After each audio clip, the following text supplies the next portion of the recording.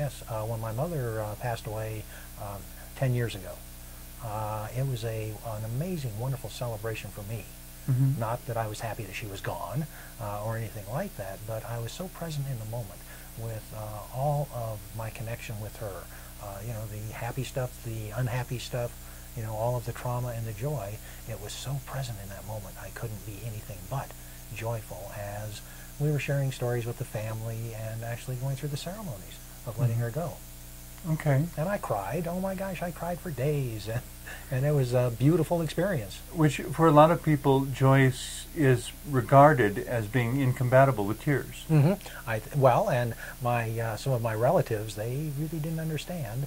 And I thought that was very enlightening, because many of them are still fundamentalist Christians and profess that connection with God, Jesus, that sort of perfect love. Which I'm glad if it works for them, but it sounds like in this situation it actually disempowered them from dealing in a healthy way with the event. It certainly did. And so that was another transformative experience for me, that I could experience that profound joyfulness at the same time that I was crying and sad that Mom was gone. Well, and I suppose for those like myself with such a belief, a true confidence that they really are in a better place. I'm not just telling myself that to feel good. I really believe it. You know, that when we finally get released from this world, to be in the presence of that which I call God, is to be in the presence of the embodiment of highest wisdom and greatest love. How could it be anything but wonderful? You know, but there's obviously a million different names we give to that, and a million different ways we conceive of it, because it's beyond human comprehension.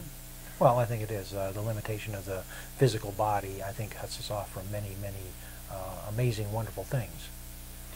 Which, the other thing that kind of touches on joy, I've been doing this show for quite a number of years, and somewhere in the very beginning of it, there was a woman on my production crew when we were talking about sometimes when people dream, they may jump forward in time and see where they're going to be several years in the future, and that's why, you know, 2 or 3 years later, suddenly they're someplace and they go, oh, I've been here before, but I know I've never been here before.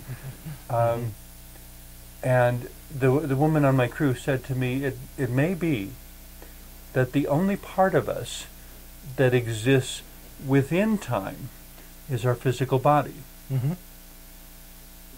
Which would, if that is ever shown to be true, would explain perfectly why when you dream, your spirit can go all over in time, because your spirit isn't limited by time.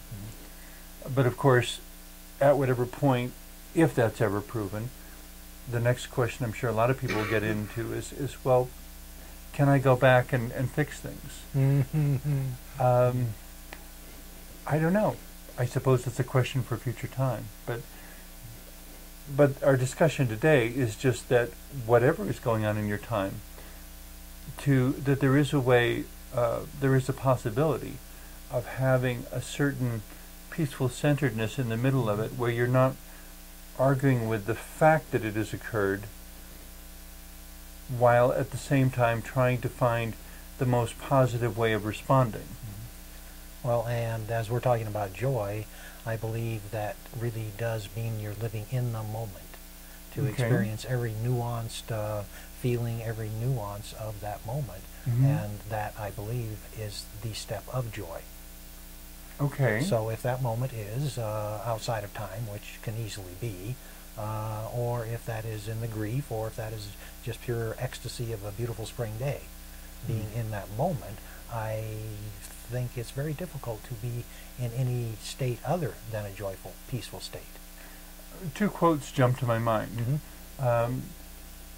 The first from, I'm mentioning this a lot and in a lot of other episodes as well, but it's one that comes back to me quite frequently throughout life.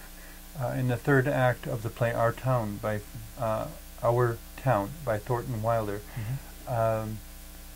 there's a point where the character of Emily has died, and she's looking back on life with a narrator, and she asks, does anyone know they live while they do it? Mm-hmm.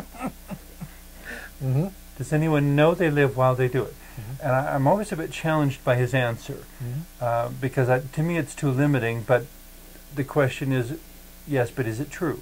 Mm. And the narrator responds, which, as in the scripts that I've seen, they would seem to assume a male narrator, but it doesn't have to be. No, well, poets and saints maybe.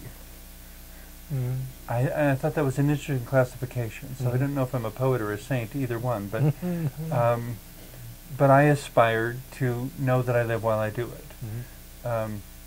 The other quote that comes to mind is from the wonderful children's story, The Velveteen Rabbit.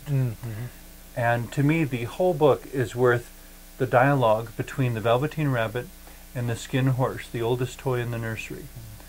And the Skin Horse is telling the Velveteen Rabbit about becoming real.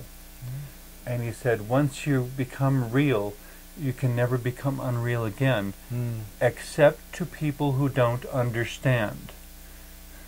I thought that was a really interesting qualification. But the way the Skin Horse presents it, becoming real, is the greatest magic that can ever happen. And it takes a long time, and it takes being tolerant of, the fur wearing off, and the seams getting loose, and the eyes, and the button eyes falling off, and all these things. And of course, in the story, The Velveteen Rabbit, it's all about the rabbit's journey to becoming real, and how he is loved through good times and bad, and remembered and forgotten, and all sorts of things. And somehow he does become real, because what the Skin Horse explains is that what makes you real is love. What makes you real is when somebody loves you, really loves you for a long time. And at the end of the story, of course, the blue fairy appears, and ta-da, you have become real. And he didn't realize when it happened, but somehow it had happened.